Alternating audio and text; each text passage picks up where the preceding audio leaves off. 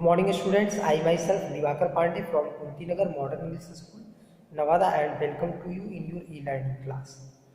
Today I am going to provide you my second video lecture of lesson 20 in SST, and this video belongs to class 4.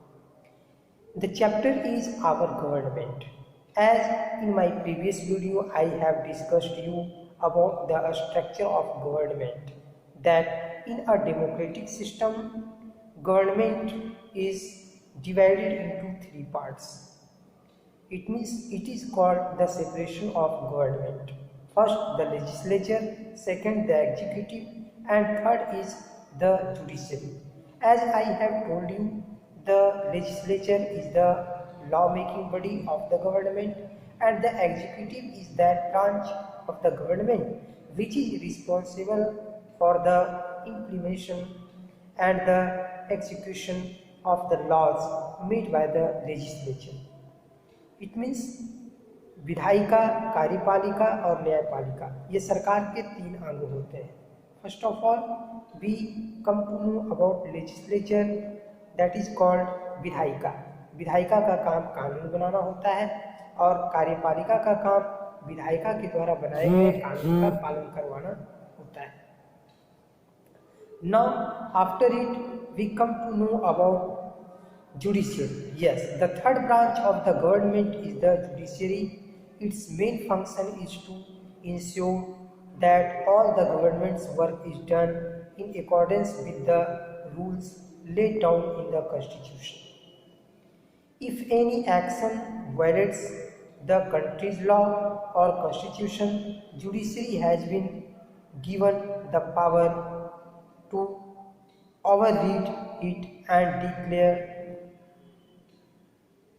It as null and void. न्यायपालिका का काम संविधान के द्वारा दिए गए कानूनों का यथासंभव पूरी तरह से पालन करवाना होता है, और चाहे तो संविधान के द्वारा उठाए गए कदम और बनाए गए कानून में भी संशोधन का काम न्यायपालिका ही करती है.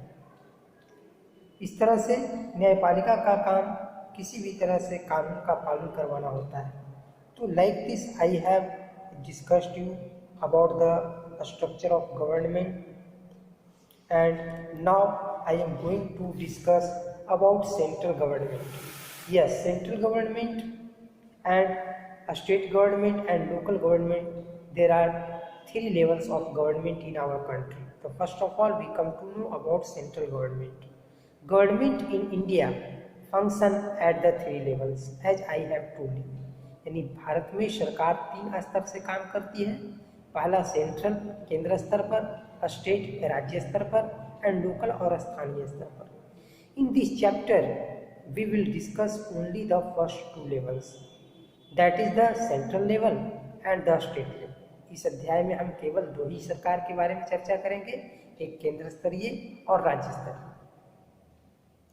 As discussed above, the central government is divided into three branches: the legislature, the executive, and the judiciary.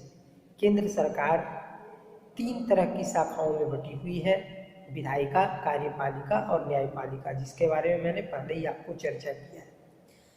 First of all we come to know about the legislature. Do you know the parliament has two houses. It means every country has its own parliament. Like this, our country has also a parliament that is called संसद in Hindi. तो संसद के दो सदन हैं, Rajya Sabha it is called upper house and the Lok Sabha that is known as lower house. Rajya Sabha को upper house कहा जाता है और लोकसभा को लोअर हाउस कहा जाता है. द राज्यसभा हैज 250 मेंबर्स, यानी राज्यसभा में कुल 250 सदस्य होते हैं. And these members are elected by the members of a state legislature, और इन सदस्यों को राज्य विधानसभा के द्वारा चुना जाता है. Now we come to know other members. 12 members are nominated by the president of India. इसमें 12 सदस्य जो होते हैं अतिरिक्त वे भारत के राष्ट्रपति के द्वारा मनोनीत होते हैं, यानी 12 सदस्य भारत के राष्ट्रपति द्वारा चुने जाते हैं. And after every 2 years 1/3 members of Rajya Sabha are replaced. अब प्रत्येक 2 साल पर 1/3 सदस्य जो राज्यसभा के होते हैं वे हटा दिए जाते हैं बाय न्यू मेंबर्स, नए सदस्यों से। यानी हर 2 साल पर राज्यसभा के 1/3 सदस्य हटा दिए जाते हैं और नए सदस्य चुने जाते हैं। Thus the Rajya Sabha is a permanent body. इस तरह से राज्यसभा एक अस्थायी सदन है। But now we come to know about Lok Sabha. Yes, the Lok Sabha is a body of elected members. Lok Sabha जो है वो चयनित सदस्यों का एक अंग है।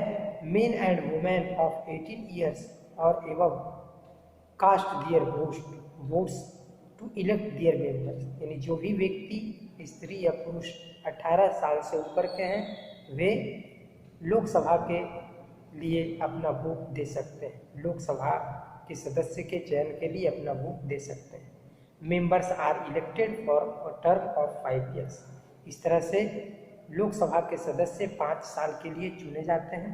एंड इट हैज़ 545 मेंबर्स और इसमें कुल 545 सदस्य होते हैं।